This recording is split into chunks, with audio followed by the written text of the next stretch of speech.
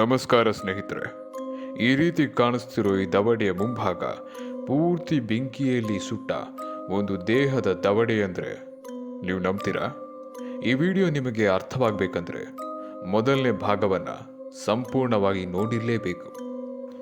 ಈ ಕೇಸಿನ ಫಸ್ಟ್ ಪಾರ್ಟನ್ನು ನೋಡೋಕೆ ರೈಟ್ನಲ್ಲಿ ಕಾಣಿಸ್ತಿರೋ I ಬಟನನ್ನು click ಮಾಡಿ ಮೊದಲನೇ ಭಾಗವನ್ನು ನೋಡಿ.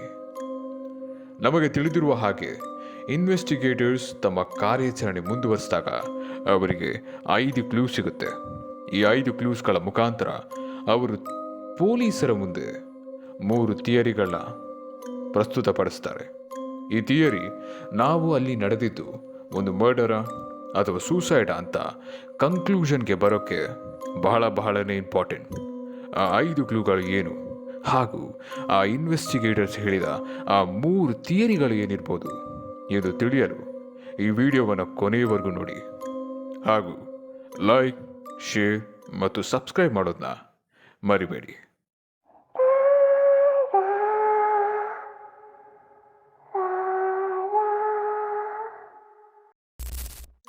ಪೊಲೀಸರ ಪರಿಶೀಲನೆ ನಂತರ ಇನ್ವೆಸ್ಟಿಗೇಟರ್ಸ್ನ ಒಂದು ತಂಡ ಈ ಕೇಸನ್ನು ಮರುಪರಿಶೀಲನೆ ಮಾಡ್ತಾರೆ. ಅವರು ಮೊದಲು ಆ ಡೆಡ್ ಬಾಡಿ ಸಿಕ್ಕ ಜಾಗಕ್ಕೆ ಹೋಗ್ತಾರೆ. ಅಲ್ಲಿ ಅವರಿಗೆ ಒಂದು ಕಲ್ಲಿನ ಮೇಲೆ ಫೈರ್ ಸ್ಟಿಕ್ಗಳು ಹಾಗೂ ಹೇರ್ ಸ್ಪ್ರೇ ಸಿಗುತ್ತೆ. ನಂತರ ಬಾಡಿ ಕೆಳಗಡೆ ಇದ್ದ ಮಣ್ಣು ಯಾವುದೋ ಲಿಕ್ವಿಡ್ನಿಂದ ಅಥವಾ ಪೆಟ್ರೋಲ್ನಿಂದ ತಂಪಾಗಿರೋದು ಅವ್ರಿಗೆ ಕಣ್ಣಿಗೆ ಬೀಳುತ್ತೆ. ನಂತರ ಈ ಮಣ್ಣನ್ನು ಪರಿಶೀಲನೆ ಮಾಡಿದಾಗ ಅವರಿಗೆ ಒಂದು ಕನ್ಕ್ಲೂಸಿವ್ ಎವಿಡೆನ್ಸ್ ಸಿಗುತ್ತೆ. ಅದೇನೆಂದರೆ ಡೆಡ್ ಬಾಡಿಯಿಂದ 1 ರಿಂದ 2 ಮೀಟರ್ ಸುತ್ತ ಪೆಟ್ರೋಲ್ನ ರೆಸಿಡ್ಯೂಗಳು ಪತ್ತೆ ಆಗುತ್ತೆ. ಅಂದರೆ ಒಂದು ವಸ್ತುನ ನಾವು ಪೆಟ್ರೋಲ್ನಿಂದ ಸುಟ್ಟಾಗ ಅದು ಹೇಗಾಗುತ್ತೋ ಅದು ಆ ರೀತಿಯಲ್ಲಿತ್ತು. ಇದರಿಂದ ಅವ್ರಿಗೆ ಸಿಕ್ಕ ಕನ್ಕ್ಲೂಸಿವ್ ಎವಿಡೆನ್ಸ್ ಏನಂದರೆ ಈ ಬಾಡಿಯನ್ನು ಪೆಟ್ರೋಲ್ನಿಂದ ಸುಡಲಾಗಿತ್ತು ಅನ್ನೋದು ಅಲ್ಲಿನ ಕನ್ಕ್ಲೂಸಿವ್ ಎವಿಡೆನ್ಸ್.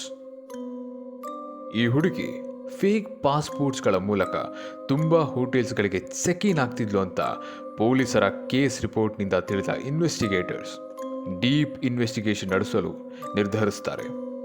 ಆಗ ಅವಳು ನಾರ್ವೆಯ ಟ್ರಾಂದೀವ್, ಬರ್ಗಿನ್, ಆಸ್ಲೋ, ಸ್ಟಾವಾಂಜರ್ ಈ 4 ಜಾಗಗಳಿಗೆ ತುಂಬ ಬಾರಿ ತನ್ನ ಫೇಕ್ ಐಡಿ ಯೂಸ್ ಮಾಡುವುದರ ಮುಖಾಂತರ ಅಲ್ಲಿ ಉಳ್ಕೊಂಡಿದ್ದಾಳೆ ಅಂತ ತಿಳಿದು ಬರುತ್ತೆ. 1 ವಾರ ಇನ್ವೆಸ್ಟಿಗೇಟರ್ಸ್ ಅವರಿಗೆ ಸಿಕ್ಕ ಸುಳಿವು ಹಾಗೂ ಪೊಲೀಸರ ರಿಪೋರ್ಟಿನ ಡೀಪ್ ಅನಾಲಿಸಿಸ್ ಮಾಡಿದ ನಂತರ 5 ಕ್ಲೂ ಹಾಗೂ 3 ಥಿಯರಿಗಳನ್ನ ಪಬ್ಲಿಕ್ನ ಮುಂದೆ ಇಡ್ತಾರೆ. ಮೊದಲನೇ ಕ್ಲೂ, ಡೆಡ್ ಬಾಡಿ ಇದೇ ರೀತಿ ಬಹಳ ಸಾವುಗಳು ನಡೆದಿರೋ ದ ಡೆತ್ ವ್ಯಾಲಿ ಅಲ್ಲಿ ಸಿಕ್ಕಿರೋದು. 2ನೇ ಕ್ಲೂ, ಸಿಕ್ಕ ಜ್ಯುವೆಲ್ರಿ, ಮುರಿದ ವಾಚ್, ಅಂಬ್ರೆಲಾ ಹಾಗೂ ಟ್ಯಾಗ್ ಹರಿದ ಬಟ್ಟೆ ಇವೆಲ್ಲವೂ ಬಹಳ ವಿಚಿತ್ರವಾದ ಪ್ಯಾಟ್ರನ್ನಲ್ಲಿ ಡೆಡ್ ಬಾಡಿಯ ಸುತ್ತ ಸಿಕ್ಕಿರುವುದು 2ನೇ ಕ್ಲೂ. 3ನೇ ಕ್ಲೂ, ಡೆಡ್ ಬಾಡಿಯಿಂದ 102 ರಿಂದ 103 ಕಿಲೋಮೀಟರ್ ದೂರ ಸಿಕ್ಕ ಆ 2 ಸೂಟ್ ಕೇಸ್ಗಳಿದೆಯಲ್ಲ ಅವು. 4ನೇ ಕ್ಲೂ, ತುಂಬ ಬಾರಿ 3 ರಿಂದ 4 ರಿಪೀಟೆಡ್ ಜಾಗದಲ್ಲಿ ಹೋಟೆಲ್ಗಳ ಚೆಕ್ ಇನ್ಗಳು. 5ನೇ ಕ್ಲೂ, ಇದು ಬಹಳ ಇಂಪಾರ್ಟೆಂಟ್ ಕ್ಲೂ.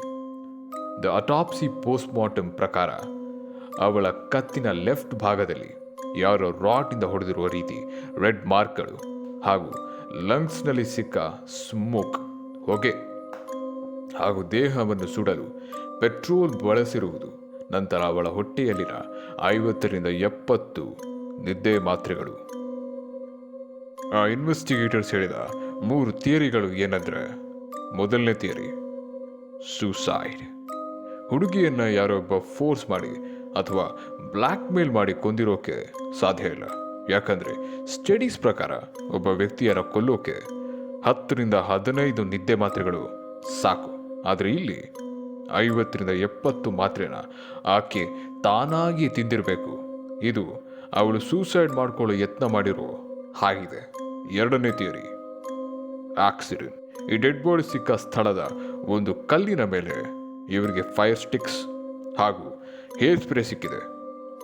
ಇನ್ವೆಸ್ಟಿಗೇಟರ್ಸ್ ಹೇಳೋದೇನೆಂದರೆ ಹೇರ್ ಸ್ಪ್ರೇನ ಯೂಸ್ ಮಾಡಿ ಬೆಂಕಿ ಜಾಸ್ತಿ ಮಾಡೋ ಯತ್ನ ಮಾಡಿದಾಗ ಆ ಬೆಂಕಿ ಊಹೆಗೂ ಮೀರಿದ ವೇಗದಲ್ಲಿ ಬ್ಲಾಸ್ಟ್ ಆಗಿರೋ ಕಾರಣಕ್ಕೆ ಈಕೆಯ ದೇಹ ಈ ರೀತಿಯಲ್ಲಿ ಸುಟ್ಟಿರ್ಬೋದು ಹಾಗೂ ಹ್ಯೂಮನ್ ರಿಫ್ಲೆಕ್ಸ್ನ ಕಾರಣದಿಂದ ಆಕೆ ಬಾಕ್ಸಿಂಗ್ ಪೊಸಿಷನ್ಗೆ ಬಂದಿರ್ಬೋದು ಅನ್ನೋದು ಇವರ ಎರಡನೇ ಥಿಯರಿ. Theory 3, murder.